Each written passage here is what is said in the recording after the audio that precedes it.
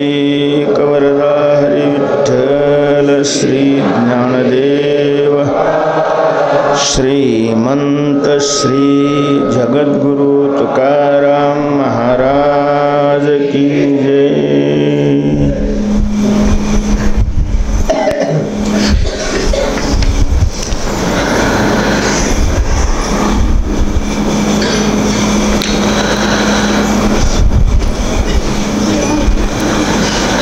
दुःखाची संगती तिच्या ठाई कोण प्रीती, अवघे असो हे निराळे करू सोयी रे सावळे, क्षणभंगुर ते ठाव करोनी सांडावेची वाव, तुका म्हणे बरा ठाव पावलो हा थारा, अवघे असो हे निराळे करू सोयरे सावळे। श्रीमंत श्री जगद्गुरु तुकोबाराय या अभंगातून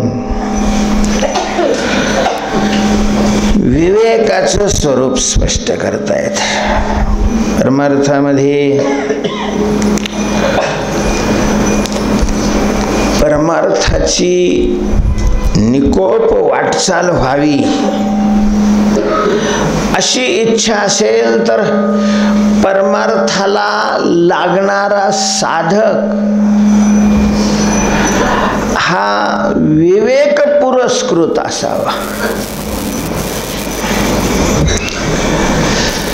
परमार्थात आलेले, परमार्थ करताना दिसणारी सगळीच माणसं विवेक पुरस्कृत आहेत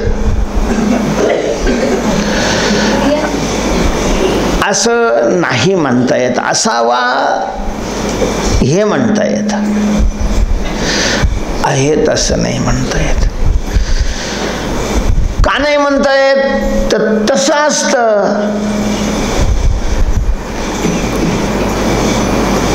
तर मग लोकांनी माळा काढल्या नसत्या। ज्या अर्थी माळा घातलेली माणसं पुन्हा माळा काढतात याचा अर्थच असा आहे की त्यांनी घातली ती विवेक पुरस्कृत नाही घातली।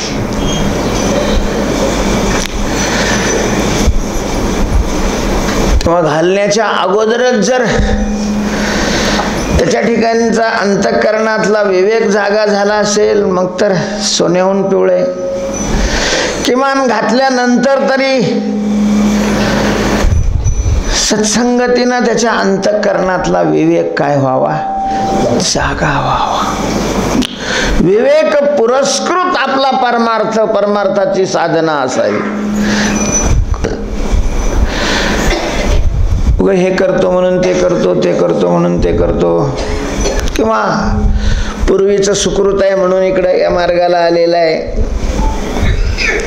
तीही माणसं टिकत नाहीत। त्याच्या ठिकाणी विवेक असणं गरजेचं आहे। परमार्थाच्या मार्गाने जावं म्हणून या मार्गावर आलेली माणसं मार्ग सोडून भटकताना आपल्याला जी दिसतात त्याचं मूळ कारण आहे विवेकाचा अभाव। दुष्काळ आहे महाराज जगामध्ये विवेकाचा।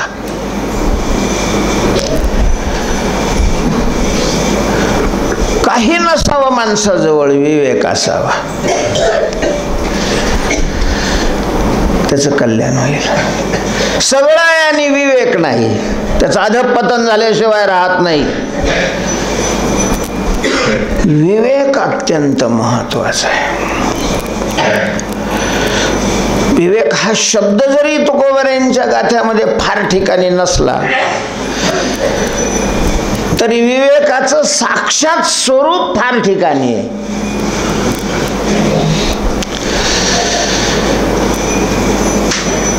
विनक्त या धातूपासून विवेक शब्द तयार झालेला आहे आणि त्या धातूचा अर्थ आहे पृथक्करण करण्याची शक्ती।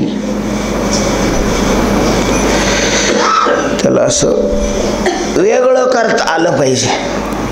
ज्ञानोबा ज्ञानेश्वरीमध्ये 3-4 ठिकाणी या विवेकाचं विस्ताराने वर्णन केलेलं आहे आणि त्याच्याकरता दृष्टांत दिले, पण दृष्टांत तेच आहेत. ज्ञानोबांची ही अपेक्षा आहे की माझ्या या ग्रंथामुळं फिटो विवेकाची वाणी, हो काना मना जिनी, देखो आवडे तो खानी ब्रह्मविद्येची. फिटो विवेकाची वाण. विवेकाची कमतरता आहे, विवेकाचा दुष्काळ आहे, विवेकाची उणीव आहे, वाण आहे, तर ती नष्ट व्हावी. साक्षात गाथा ज्ञानेश्वरी विवेकच आहे. विवेक काही घेणं नाही त्यांना पांडित्याचं आणि भिंडित्याचं. तुम्ही दुसरे संस्कृत ग्रंथ पाहिले तर त्याच्यामध्ये प्राधान्य कशाला असतं? पांडित्याला असतं. संत वाङ्मय जर तुम्ही पाहिलं तर तिथं पांडित्य आणि भिंडित्याला काय महत्व, त्यांना स्वतःचा मोठेपणा नाही वाढवायचा. लोकांच्या अंतःकरणातला विवेक जागा करण्याकरता फुंकर घातलेली आहे त्याने. हा विवेक महत्वाचा आहे. विवेक काय करतो? विवेक दाखवतो आपल्याला. जगाकडे पाहिल्यानंतर विवेक दाखवतो की सुखरूप काय आहे आणि दुःखरूप काय आहे,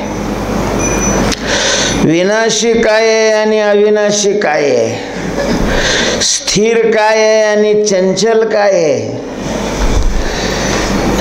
सुखी बनायचं असेल तर कशाचा आश्रय करावा आणि कशाचा आश्रय केल्यानंतर आपला दुःख पाठलाग सोडत नाही.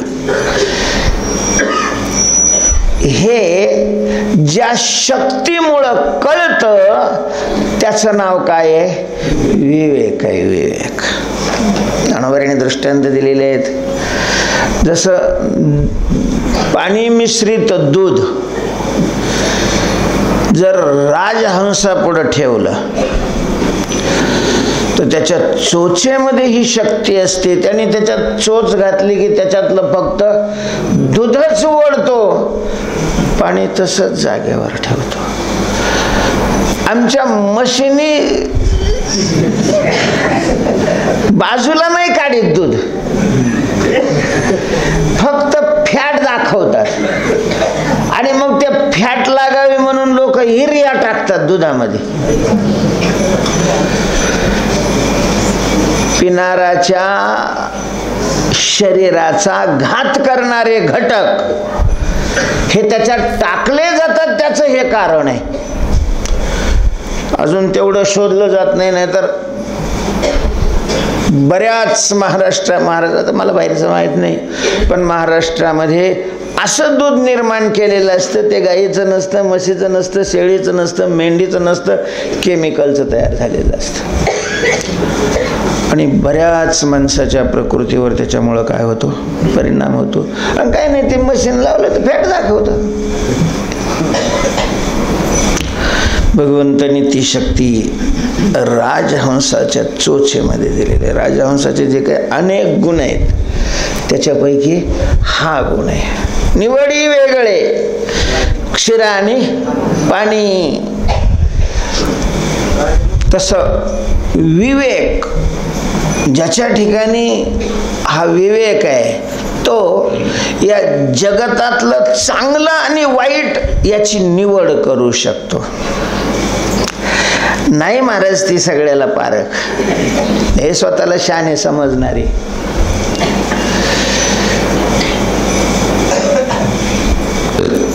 पण चांगलं काय आहे आणि वाईट काय आहे, योग्य काय आहे आणि अयोग्य काय आहे, सुखाच्या प्राप्तीकरता काय आहे आणि दुःखाच्या प्राप्तीकरता काय आहे, याचं निदान ज्याच्यामुळं होतं त्याचं नाव काय आहे?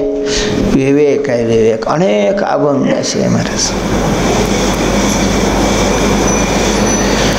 फलकट तो संसार येथे सार भगवंत, ऐसे जागवितो मना सरिसे जना सहित. त्याच धर्तीवरचा हाही अभंग आहे. या अभंगाचे बी काही प्रारब्ध आहे की काय काय माहिती महाराज. काही अभंगाला भलं महत्व आलेलं आहे आणि त्याच्याही पेक्षा उत्कृष्ट असणारे काही अभंग आहे, पण त्याच्याकडे लक्षच नाही केलं कोणाचं. काही हा एकदम सुंदर अभंग आहे महाराज हा. तुकोबरे म्हणतात, दुःखाची संगती तिच्या ठाई कोण प्रीती. जिचा दुःखाशी संबंध आहे, दुःखाच्या संगतीमध्ये जे राहते, म्हणजे ज्याचा संबंध केला की निश्चिंतपणे ते संगत करणाराला दुःख भोगावंच लागतं. भोगावं लागतं नाही, भोगावंच लागतं.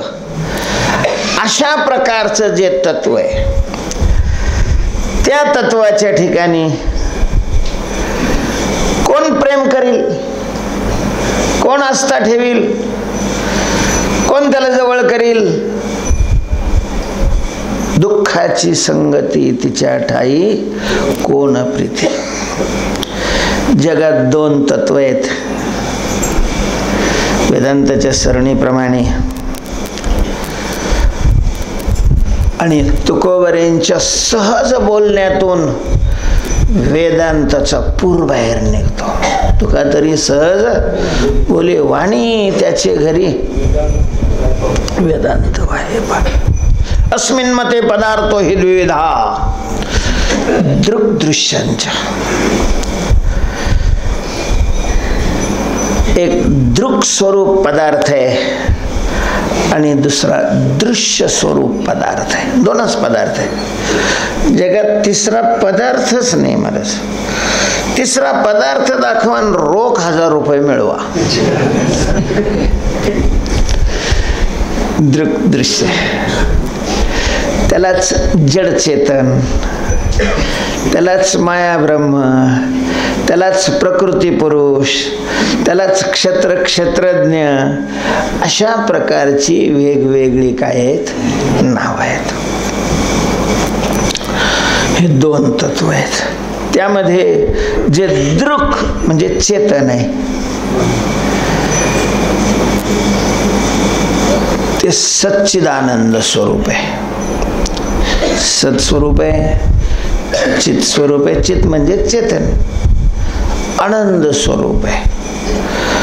आणि जे दुसरं तत्व आहे ते असं जड आणि दुःख रूप तत्व आहे. दोनच तत्व आहेत. तेव्हा आपल्याला काय हवंय, सुख हवंय की दुःख हवंय.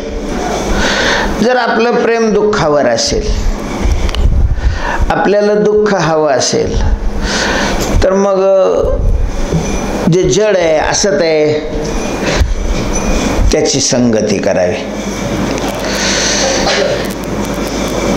ते कमवावं, ते मिळवावं, ते मिळवण्यामध्ये सगळं आयुष्य बर्बाद करावं. म्हणजे आपल्या बाला दुःख चुकणार नाही. कोणी असो तो, कोणीही असो, जर त्यांनी असत जड अशा पदार्थाचा संग्रह केला असेल, त्याच्याकरता आयुष्य बर्बाद केलं असेल, नष्ट केलं असेल, त्याचं चिंतन त्यांनी केलं असेल, तर तो कोण आहे हा प्रश्नच नाहीये. त्याच्या डोंबल्यावर दुःख पडणार हा प्रश्न आहे. तो मंत्री असो का महाराज असो, शेतकरी असो का व्यापारी असो, नोकरदार असो का कलाकार असो, जगत या दोघांचं मिश्रण आहे. जगतामध्ये सगळं सत नाही आणि जगतामध्ये सगळं असत नाही. जगात सगळंच विनाशी आहे असं नाही, जगात सगळंच अविनाशी आहे असंही नाही, जगात सगळं सुखरूप आहे हे असंही नाही, आणि जगात सगळं दुःख रूप आहे असंही नाही. मग काय सुखरूप आहे आणि काय दुःख रूप आहे, काय विनाशी आहे आणि काय अविनाशी आहे, हे कळणं जगतात आलेल्या मानवाच्या दृष्टीनं नितांत गरजेचं आहे. ते कळावं. भगवंतानी आपल्यावर कृपा करावी सगळ्यावर, आणि बाकीचं काही देऊ नये. फक्त विवेक काय करावा, जागा करावा. आपल्या अंतःकरणामध्ये असतोच विवेक, सगळ्याच्या अंतःकरणात आहे. भगवंताने तो ठेवलेला आहे, पण झोपलेला आहे. तो जागा होणं गरजेचं आहे. आपल्या अंतःकरणातला अविवेक जागा असतो. आपल्या असं म्हणण्याचा अर्थ तुम्हाला बहुतेक लक्षात आला असेल. मी आपल्या असं जे म्हणलं ते कंपनीत कामं करणाऱ्यांच्या त्यांना धरून नाही म्हणलेलं. मी आपलं असं जे म्हटलं ते राजकारणातले लोक त्यांना धरून नाही म्हटलेलं.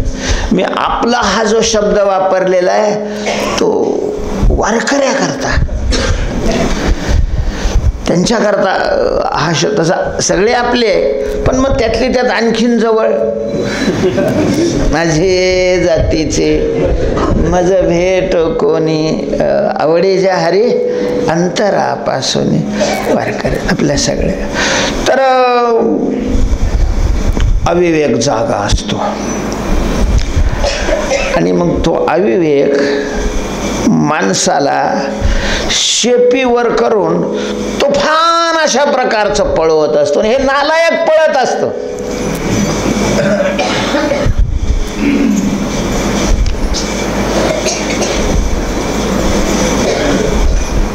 अविवेक त्याला तुफान पळवतो आणि हे पळत राहत. आणि काय करतो अविवेक? जे असत आहे, जे जड आहे, जे दुःख स्वरूप आहे, त्याच्या प्राप्तीकरता पळवतो. माणसं पळतात. त्यावेळेला कळतं की ज्या वेळेला पळणंही होत नाही ना हातातही काही राहिलेलं नसतं.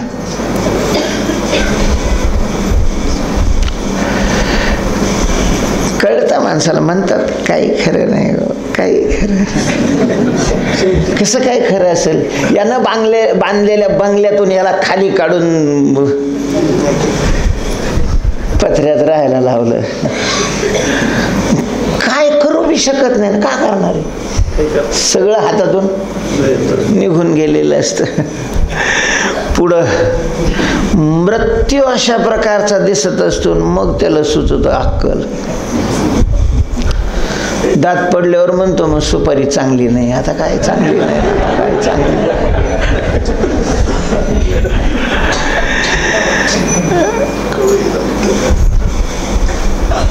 कळ येईल अंतकाळी प्राण प्रयाणाची वेळी राहते निराळी. पण काय उपयोग आहे पुन्हा?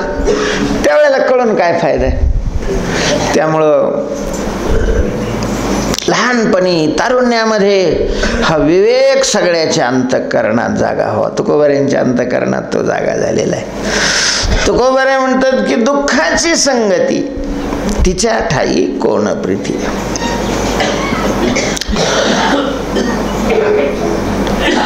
संगती दुःखाची. ज्या तत्वाच्या संगतीमध्ये काय आहे? दुःख आहे. इथं थोडंसं त्याच्या नाही म्हटलं. तत्व म्हटल्यानंतर ती तत्व असं नाही बोललं जात ना. मी तत्व म्हणलं तुम्हाला वाटत असेल बरं ही तर ती आहे आणि ते कसं काय सांगू राहिले. तुकाराम महाराजांनी ती शब्द का वापरला, कोणाकरता वापरला असेल? ती तर जे दोन तत्व आहेत ना त्याच्यात एकाला पुरुष म्हणतात आणि दुसऱ्याला प्रकृती म्हटलं जातं. आणि मग प्रकृती हा शब्द काय आहे? स्त्रीलिंग आहे. याला ब्रह्म म्हटलं तर तिला माया अशा प्रकारचं म्हणतात. त्या अर्थाने बहुतेक तुकोबाऱ्यांनी हा स्त्रीलिंगी शब्द वापरला असेल की जिची संगती केल्यानंतर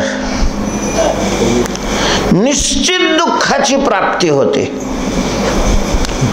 निसंदिग्धपणे, संशयच नाही, अशा प्रकारची जी प्रकृती म्हणा, माया म्हणा, जे तत्व आहे, त्याच्या ठिकाणी कोण अशा प्रकारचं प्रेम करेल?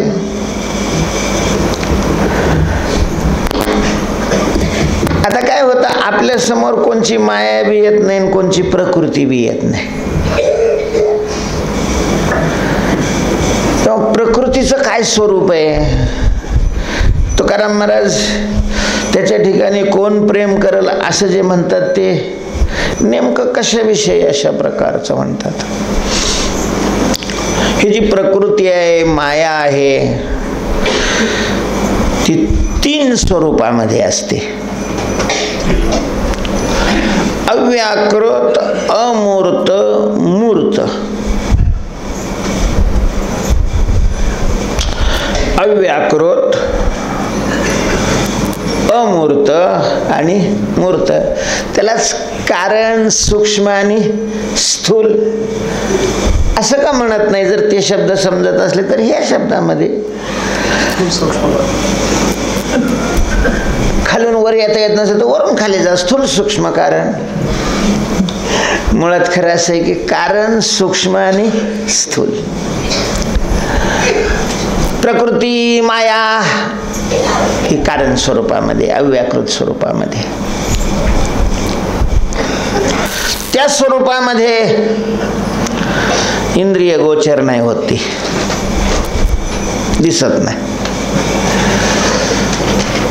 पण ज्या वेळेला ती सूक्ष्म रूपामध्ये येते किंवा स्थूल रूपामध्ये येते, स्थूल रूपामध्ये आल्यानंतर तर स्पष्टच अशा प्रकारची इंद्रिय गोचर होते ती. पण असते ती माया, असते ती प्रकृतीच. जरी स्थूल असली तरी ती काय असते? प्रकृती. कार्यात्मक प्रकृती आणि कारणात्मक प्रकृती असे शास्त्रामध्ये तिच्याकरता शब्द वापरलेले आहेत. पण प्रकृती अशा प्रकारची असते. भाकरीच्या रूपात असली तरी ज्वारीच असते, पिठाच्या रूपात असली तरी ज्वारी आहे, ज्वारीच्या रूपात असली तरी ज्वारी आहे. तर ही जी माया आहे, ही जी प्रकृती आहे, ती स्थूल रूपामध्ये ज्या वेळेला येते त्यावेळेला ती इंद्रिय गोचर होते. पण तिचं जे मूळ लक्षण आहे, असत, जड आणि दुःख, हे कारणामध्ये असतं, सूक्ष्मामध्ये असतं आणि स्थूलामध्ये असतं. म्हणून जी वस्तू जड आहे, असत आहे, ती नियमाने दुःख स्वरूप असते. असत म्हणजे काय हो?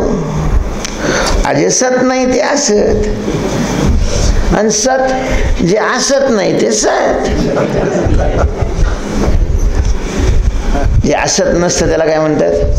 सत म्हणतात. जे सत नाही पण ते त्याच्यामुळे तर अन्योन्याश्रय होईल ना. एकाच्या आश्रयावर दुसरं, दुसऱ्याच्या आश्रयावर. झाड अगोदरचो का बी अगोदरचो?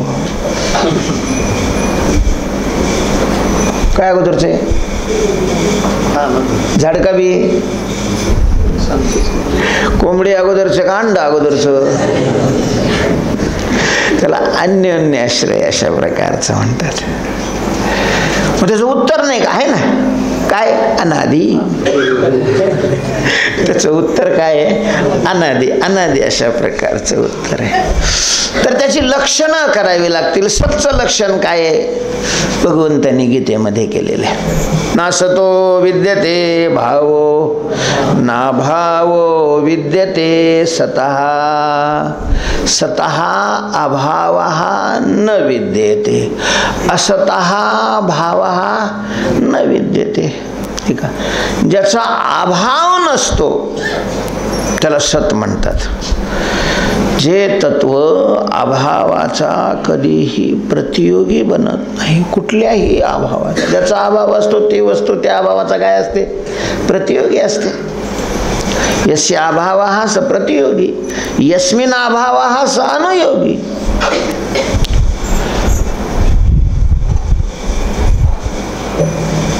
म्हटलं इथं कुत्र नाही. आता इथं कुत्रा आहे का? नाही. म्हणजे कुत्र्याचा काय आहे? अभाव आहे. आणि त्या अभावाचा प्रतियोगी कोण आहे? कुत्र. कुत्र्याचा अभाव असेल तर त्या अभावाचा प्रतियोगी कोण असतं? कुत्र असतं. तसं जे तत्व कुठल्याही अभावाचा प्रतियोगी बनत नाही, म्हणजे त्याला नाही असं आपण म्हणूच शकत नाही. नाहीचे 4 प्रकार केलेले आहेत शास्त्रकारांनी. नाही उत्पन्नच झालं नाही त्याही वेळेला त्याला नाही म्हणतात. होऊन ते नष्ट झालं त्याला हे नाही म्हणतात.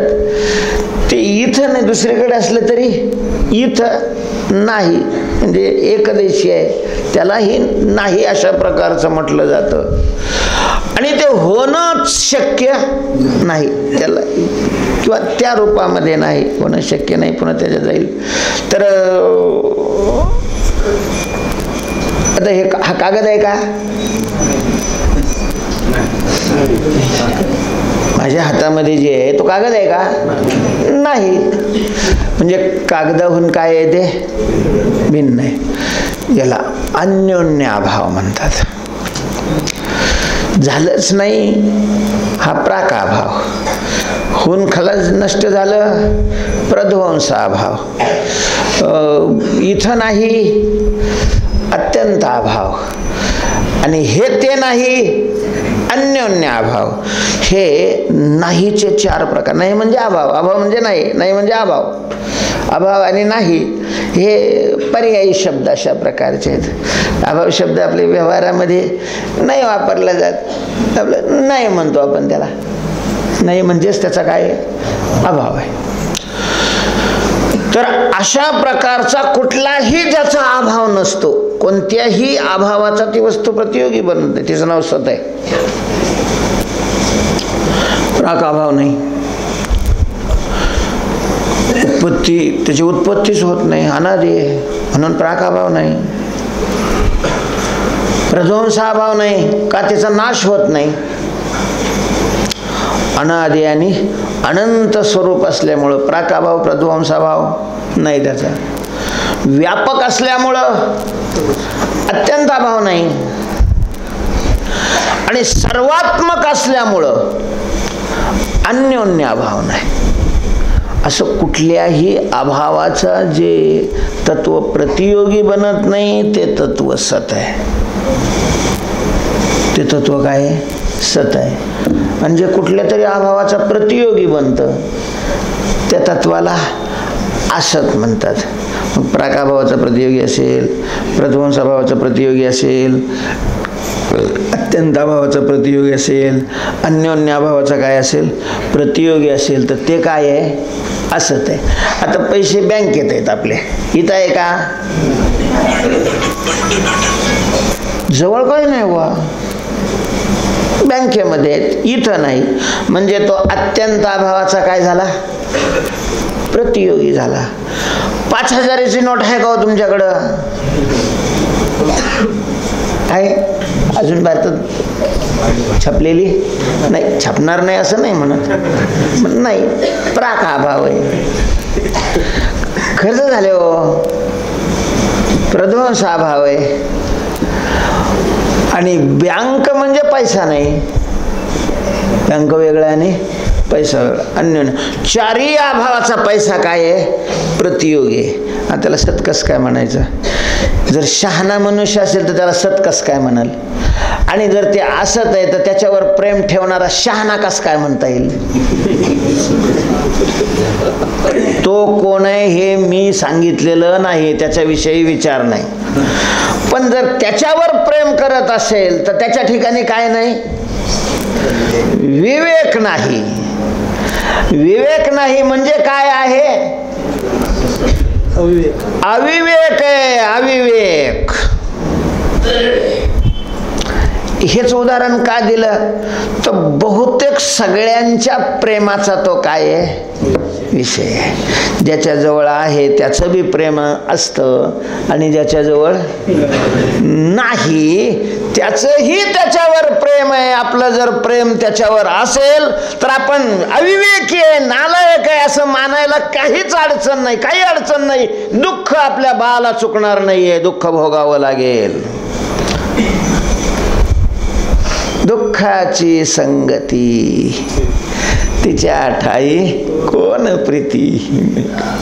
शरीर जन्माच्या पूर्वी होतं नाही, मृत्यूनंतर राहणारे नाही, इथे घरी आहे नाही, कपडाच्या शरीरावर घातलेला आहे ते कपडा शरीर आहे नाही. म्हणजे चारी आभावाचा ते काय आहे?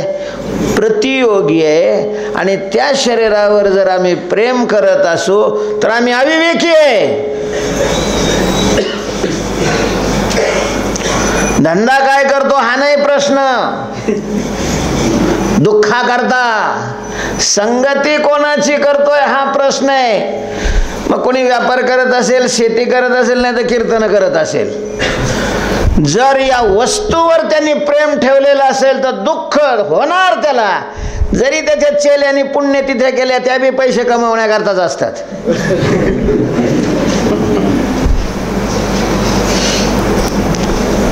पुण्य तिथे केलं म्हणजे हे मुक्त झालेले असतात असं थोडीच आहे. आता तर नाही तसं म्हणता येत ना. प्रेम कशावर केलेलं आहे? प्रेम कसं? आता आपण आपलं कर्तव्य म्हणून, आपली कृतज्ञता म्हणून ते करावं, केलं पाहिजे, तो भाग वेगळा. इथं वास्तव विचाराचा संबंध आहे. तेव्हा दुःखाची संगती जे प्रकृती स्वरूप आहे, जे माया स्वरूप आहे, मग कार्यात्मक असेल, कारणात्मक असेल, सूक्ष्म असेल, स्थूल असेल, पण जर ते प्रकृती स्वरूप असेल तर तिच्या ठिकाणी प्रेम करणं म्हणजे दुःखाशी आलिंगन देणे. दुःखाशी आलिंगन देणे.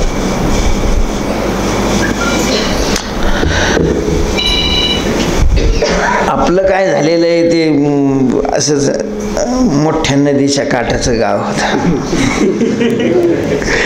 आता गावातले सगळेच मग माणसं असो, स्त्री असो, पोहण्याची त्यांना सवय.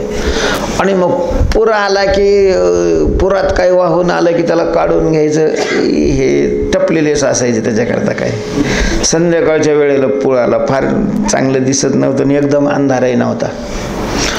काहीतरी काळं काळं वाहत येताना दिसलं. ते म्हणले, अरे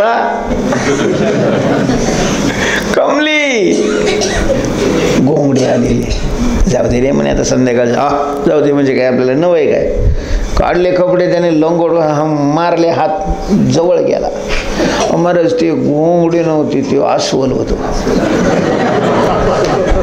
त्याचे काळे कशाला लांबून दिसले, त्याला घोंगडी वाटली. ते बी गांगरून गेलं होतं, त्याला कशाचा तरी काय पाहिजे होता, आधार पाहिजे होतं. हे जवळ गेलं की याने त्याला धरायच्या ऐवजी त्यानेच याच्या गळ्यात मिठी मारली. एकदमच ते गळ्यात पडल्यामुळं पाहुणारा चांगला पण तो घाबरला, बुडायला लागला. इकडून हे अरे छोड़ दो कमली को. तो म्हणला, मैं छोड़ता लेकिन वो नहीं छोड़ते ना मुझे. कोणत्या गावात घडलं ते काही नाही माहिती, पण ह्या कमल्या तर कोणालाच सोडी न गेले. हे तर आपल्या समोर प्रत्येक आपल्या विषयीच आहे ना. घरदार सोडून मोठं बांधलेल्याला तरी कुठं मोठं सुटते. मैं मैं छोड़ता हूं लेकिन वो नहीं मुझे छोडती. दुःखाची संगती तिच्या ठाई. तुकोबाराय म्हणतात पण विवेकाने आम्हाला दाखवलेलं आहे की हिचा दुःखाशी संबंध आहे. साक्षात दुःख रूपच आहे ती.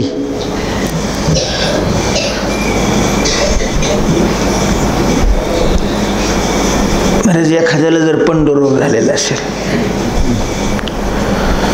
तर बाकीच्याला जरी तो चांगला पहिलवान वाटत असला तरी डॉक्टर कधीच त्याला पहिलवान मानत नाही, कारण त्यांना त्याची नजर असते. ते मेलेलंच समजतात त्याला. जवळचा असलं तर ते म्हणतात ह्या पण तुम्ही काय करा त्याला घरी घेऊन जा. आता त्याचे बांधकामाचे पैसे फिटलेले नसले तर म्हणतात राहू दे आता प्रयत्न करतो आम्ही.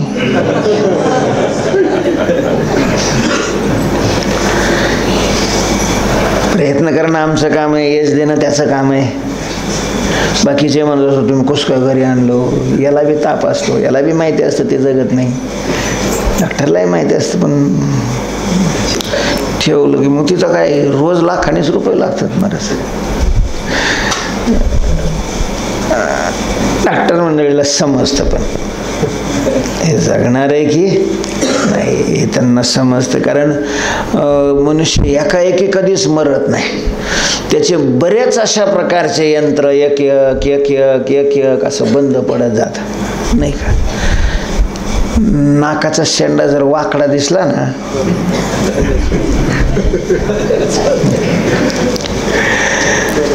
कानात अशी बोटं घालून बघायचं, घुंग आवाज येत असला तर मग 6 महिने तरी आपण काही म्हणजे हे अकाली मृत्यूचं नाही, पूर्ण मृत्यूचं सांगतो.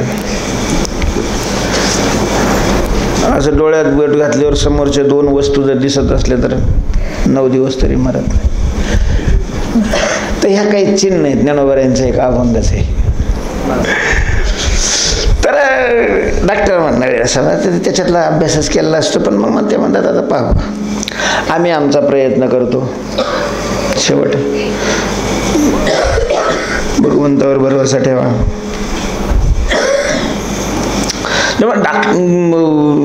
ज्याला समजतं याला हत्या रोग झालेला आहे तर तो त्याला जिवंत पहिलवान कधीच मानत नाही.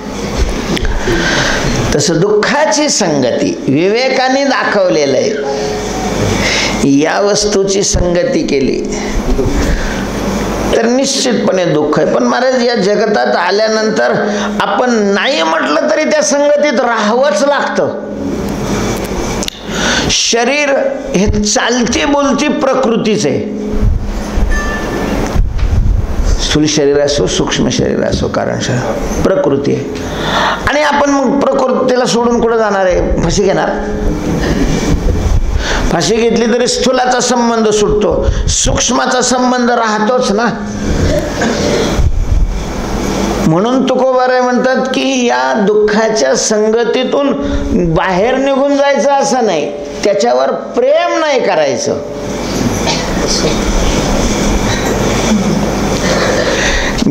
घरदार ओखटे तेजू मनसी तरी शरीरा एवढे जाड.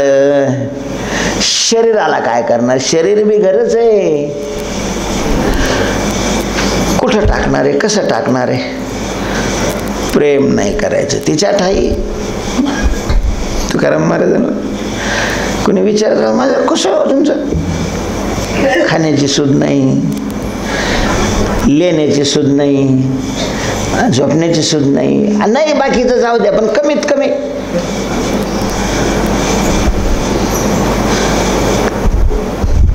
खात जा ना वेळेवर. तुकाराम महाराज त्याच्याकरता म्हणतात दुःखाची संगती तिच्या ठाई कोण प्रीती. या शरीराचा दुःखाशी संबंध आहे. सावधान. म्हणून देह आणि देह संबंधे निंदावी, इतरे वंदावी श्वान शुकरे. शरीर दुःखाचे कोठार, शरीर रोगाचे भांड. तेव्हा दुःखाची संगती म्हणून वैष्णवांचं वर्णन करत असताना नाही अनेक प्रमाण तन धन जन तृण. वैष्णव तो जाया अवघी देवावरी माया. वैष्णवाने सगळं प्रेम देवावर करावं. माळा घातल्यानंतर हरिभक्त परायण अशा प्रकारचं आपण म्हणत असू तर आपलं प्रेम कशावर पाहिजे?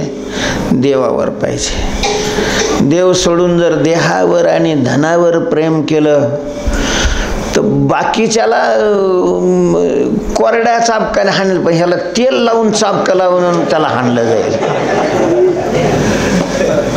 नेमत्या माणसाकरता शिक्षा थोडी सौम्य असते.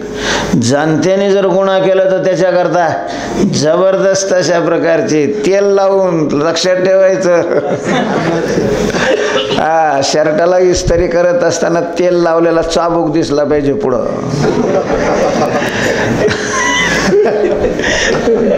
कर्तव्य म्हणून शरीराचा सांभाळ करणं वेगळं आणि त्याच्यावर प्रेम करणं वेगळं. तुकोबर आहे म्हणतात, तिच्या ठाई कोण प्रीती, दुःखाची संगती तिच्या ठाई कोण प्रीती. किती काही चिंतन करता येईल.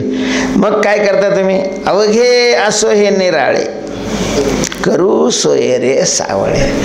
असत स्वरूप जे आहे, प्रकृती स्वरूप जे आहे, ते सगळंच अशा प्रकारचं वेगळं राहू द्या. आपण प्रेम करू, संबंध करू, संगती करू, ती जे सत्स्वरूप आहे. आणि सत्स्वरूप आहे तो परमात्मा आहे, तो शुद्ध आहे, सावळा आहे. भक्तांना भगवंताचं जे दर्शन झालं ते सावळ्या रूपामध्ये झालेलं आहे. म्हणून त्याचं वर्णन करत असताना त्यांनी सावळा, काळा, निळा अशा स्वरूपातच केलेलं आहे. म्हणजे तो बौद्ध होता म्हणून निळा आहे असं नाही म्हणलेलं. तो शुद्ध आहे म्हणून त्याला निळा अशा प्रकारचं म्हटलेलं आहे. सावळा ओ हरी सावळा ओ, ठाईचा चिकाळा अनादी बहु काळा, म्हणून वेदा चाळा लावी लागे बाई पंढरपूरचा निळा. हा तो काळा आहे का निळा आहे का सावळा आहे? कारण हे तीन रंग एका जातीचे असले तरी सारखे नाही. निळं वेगळं असतं, काळं वेगळं असतं, सावळं वेगळं असतं. हा नेमका कसा आहे? तर हा शुद्ध आहे. नेमका कसा आहे? शुद्ध अशा प्रकारचा आहे. ज्याचं ज्ञान होत नाही तिथं अशा प्रकारचं हे होतं. आकाश कसं दिसतं माणसाला? निळं दिसतं. मग आकाश निळं आहे का? आकाश नाही निळं, आकाशाला रंगच नाही, पण निळं दिसतं. तसा हा परमात्म्याला रंग नाही, पण यांना दिसला तो कसा दिसला? निळा अशा प्रकारचा. रंग नाही, रूप नाही, नाही असा सावळा असणारा परमात्मा देव तो आपलासा करो, तो संबंधी करो. जो संबंधी असतं त्याला सोयरे म्हणतात. हो, आमचे सोयरे आहे ते, त्यांची मुलगी आमच्याकडे दिली आहे किंवा आमची मुलगी त्यांच्याकडे दिलेली आहे, संबंध झालेला आहे, सोयरे. तर देवाची संगती करू, देवाचा संबंध जोडू. देवाचा संबंध जोडणं याचंच नाव भक्ती आहे. कीर्तन करणं, भजन करणं, देवाचा संबंध असला तर भक्ती. काही संबंध नाही त्याचा भक्तीचा. मग जर ह्या कृतीच्या माग केवळ धनाचाच संबंध असेल, मानाचा संबंध असेल, तर त्याला भक्ती म्हणणारा मूर्ख आहे. देवाचा संबंध असला. आता देवाच्या संबंधाकरता ह्या गोष्टी शास्त्राने संतांनी सांगितलेल्या आहेत, केलेल्या आहेत. यांच्या द्वारा देवाशी काय जोडला जातो? संबंध जोडला जातो, म्हणून त्याला भक्ती म्हणतात. हे खरं आहे. पण करणाराचा संबंध देवाशी नसेल, त्याला देवाचे काही घेणं देणंच नसेल, तर मग त्याच्याकरता ती काय नाही? भक्ती अशा प्रकारची नाही. तुकोबाराय म्हणतात बाकीचं याला सगळ्याला निराळे ठेवू आणि सावळे सोय रे करू. सावळा असणारा परमात्मा, सावळा असणारा देव, त्याचा अशा प्रकारचा संबंध करू. का?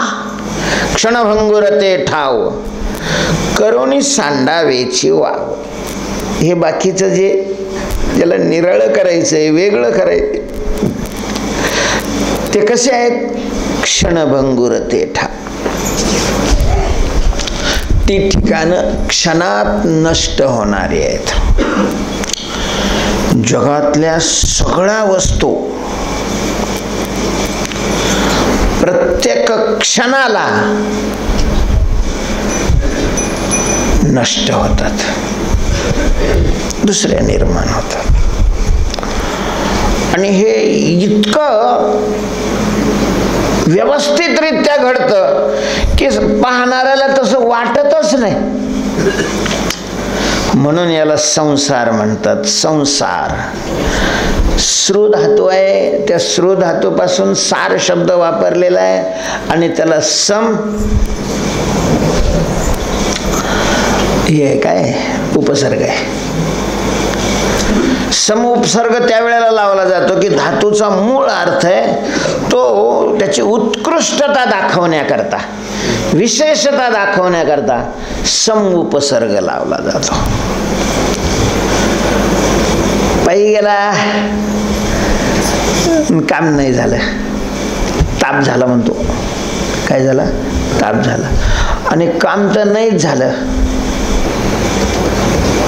पण कोणाशी भांडण झालं, नाही तर पैसे गेले, काहीतरी झालं, मग नुसता ताप नाही, संताप होतो. मग त्याला समुपसर्ग लावला जातो, संताप होतो. नुसताच एखादा बडबड, ए काय कीर्तन लावलं रे, एकटाच बडबड करीत असला तर त्याला काय म्हणते? कीर्तन म्हणते. पण त्यालाच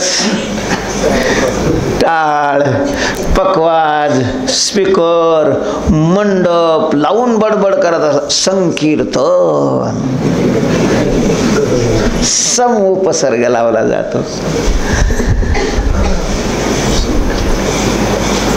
चालता चालता एखाद्याने चहा पाजला, खुश होतो, तुष्ट होतो. पण चहा पाजल्यानंतर मग पाकिट बी दिलं, मग नुसता तुष्ट नाही, संतुष्ट. समुपसर्ग कशा करता लावतात त्याच्याकरता मी उदाहरणं दिली. किती अशा प्रकारची उदाहरणं आहेत. तसं सार शब्दाला समुपसर्ग, श्रु म्हणजे सरकणे. तर हा संसारातली प्रत्येक वस्तू म्हणजे शास्त्रज्ञांनी शोध केलेले आहेत. आज जिथं पर्वत आहे तिथं काही कालापूर्वी समुद्र होते. आज जिथं समुद्र आहे तिथं पर्वत होते. आज पर्वत जे आहे त्या पर्वतामध्येही सारखं काय होत आहे? परिवर्तन होत आहे, संक्रमण अशा प्रकारचं होत आहे, बदल होत जातो. म्हणजे भगवंतांनी ज्या वेळेला तो उचलला गोवर्धन त्यावेळेला पर्वत म्हणत होते, त्याला पर्वत होता. आज आपण प्रत्यक्ष पाहिलं तर उगा काहीतरी टेकडी वाटते. आणि असं म्हणतात की ज्या वेळेला तो पूर्ण जमिनीवर होईल त्यावेळेला कलियुग संपेल, अशी मान्यता आहे तिकडे. म्हणजे प्रत्येक वस्तूमध्ये उगत 8-10 वर्षांनी पोराला पाहिलं तू, खरं तू एवढा मोठा झाला का? त्याच्या घरच्याला वाटतं का तो एवढा मोठा झाला? रोज पाहते. तो मोठा काय एकदम 10 वर्षांनी झाला का? क्षणाक्षणाला मोठा होतो. मोठा होतो म्हणजे छोटं मरतं, मोठं रूप तयार होतं. छोटं गेल्याशिवाय मोठं कसं काय होईल? तेव्हा या ठिकाणचे हे सगळे ठाव जे आहेत प्रकृती जन्य अशा प्रकारचे सगळ्या वस्तू या क्षणभंगुर आहेत. क्षणभंगुर ते ठाव. असं जे क्षणभंगुर आहे ते वाव आहे. वाव म्हणजे खोटे. मिथ्या, फुकट, त्याचा त्याग करावा. याचं नाव विवेक. क्षणभंगुर ते ठाव अवघे करून सांडावेची वाव. त्याला मिथ्या आहे, खोटं आहे अशा प्रकारचं जाणून दिसतंय ते, काहीही घडतंय त्याच्यापासून, पण तरी ते मला स्वप्न दिसत नाही का? स्वप्नामध्ये कार्य घडत नाही का? स्वप्नात जर आपल्याकडे पैसे असतील तर त्या पैशाने स्वप्नात वस्तू विकत मिळत नाहीत का? स्वप्नातच म्हणलं. आता जागृतीत त्या पैशाच्या स्वप्नात वस्तू मिळतात का? ते तितकं समज नाही की आपण शहाणे नाही, तो वाघ वेगळा. अन्यथा जे स्वप्नातली सत्ता आहे तशीच जागृतीतली काय सत्ता आहे. काय फरक आहे?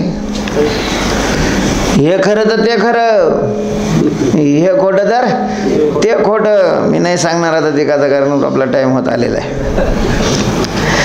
तेव्हा क्षणभंगुर ते ठाव, हे सगळे ठिकाणं ज्याला निराळे करायचं आहे केलेलं आहे. जे प्रकृती स्वरूप आहेत ते क्षणभंगुर आहेत. क्षणभंगुर असल्यामुळं वाव खोटे आहेत, त्याचा त्याग केला पाहिजे. कारण दुःखाची संगती आहे, दुःखाची संगती.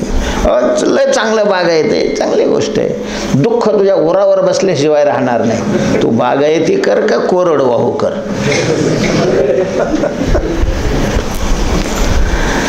लाख रुपये महिन्याला मिळणारी नोकरी असो का 1000 रुपये महिन्याला मिळणारी नोकरी असो, प्रेम नाही करायचं त्याच्यावर, संगती नाही करायची, त्याची संबंध नाही ठेवायचा. त्याचा संबंध जे सत्स्वरूप आहे, जे क्षणभंगुर नाही, जे स्थिर आहे, स्थिर जगात तुझ विन काही, स्थिर राहे ऐसे नाही, कळो आले बहुतारिती. पांडुरंगा माझे चित्ती. तुकोबाराय म्हणतात, आपल्याला हे चांगलं ठिकाण सापडलेलं आहे. तुका म्हणे बरा ठाव थारा पावलो. चांगल्या प्रकारचं ठिकाण. चांगलं का ठिकाण आहे? दुःखाची संगती नाही त्याची, दुःखाचा त्याचा संबंध नाही, दुःख स्वरूप नाही ते. का चांगलं नाही? ते क्षणभंगुर नाही.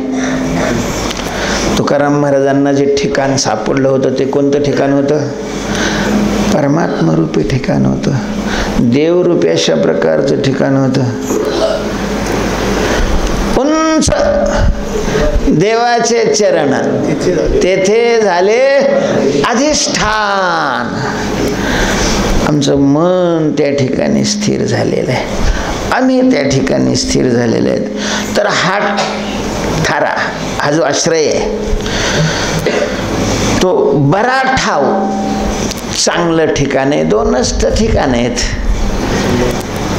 एक वाईट ठिकाण आहे आणि दुसरं चांगलं ठिकाण आहे. चांगल्याच्या म्हणजे वाईटच अशा प्रकारचं आहे ना.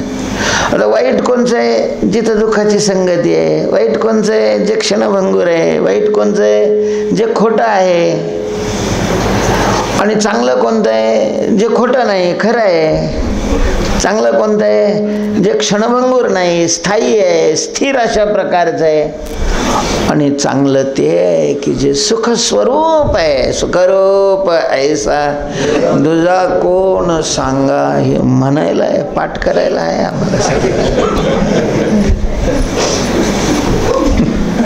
पाठ करायला आहे. पाठ करून काय करता ते बाकीचं सोडून वृत्ती तिथं अशा प्रकारची स्थिर होणं गरजेचं आहे. तिथं स्थिर झाली तर उपयोग आहे त्याचा. नाहीतर काय मग ते आपलं काय झालेलं आहे, त्या शिकवलेले पोपटासारखं. पूर्वी पोपट फार पाळायचे, जसे आता कुत्रे पाळतात तसे. काल बदललं, सगळं बदललं जातं. पूर्वी पोपट पाळायचे. आता मग त्या पोपटाला शिकवायचे. पोपट माणसासारखं बोलतो महाराज, माणसाने. आपलं ते कीर्तनाला गेलो होतो त्यांच्याकडे, ते टेंबूकर महाराज नाही का, त्यांच्याकडे ते पोपळ ओट ओट ओट ओट ओट ओट ओट. तिची आई त्या ह्याला उठवायची त्या महाराजांना त्याचं नाव घेऊन तर तिथून तसंच पाठ केलेलं, ते तसंच म्हणायचं अगदी माणसासारखाच शब्द. हा बरोबर तसंच बोलतं. मग त्याने ते त्याला शिकवलेलं पोपटा पोपटा. चुकून दरवाजा उघडा राहिला तर उडून नको जाऊ, त्यांनी पाठ केलेलं पोपटा पोपटा. चुकून दरवाजा उघडा राहिला तर उडून नको जाऊ असं म्हणतच ते उडून जात, म्हणत म्हणत उडून जात. आमचं तसंच आहे, फलकट होतो संसार ढाला. चला कीर्तन नाही प्रवचन चालू आहे. तो का म्हणे बरा ठाव पावलो देवा आमच्यावर कृपा करण, आमचा विवेक काय कर, जागा अशा प्रकारचा कर. आणि तुकोबरेनी ही जी आपली अनुभूती या अभंगामध्ये स्पष्ट केलेली आहे तशा प्रकारची अनुभूती आमच्याही जीवनामध्ये येऊ दे देवा. घे हा मोठेपणा आमचा तो तुझ्याकडं. पुंडलिक वरदा हरे विठ्ठल श्री ज्ञानदेव.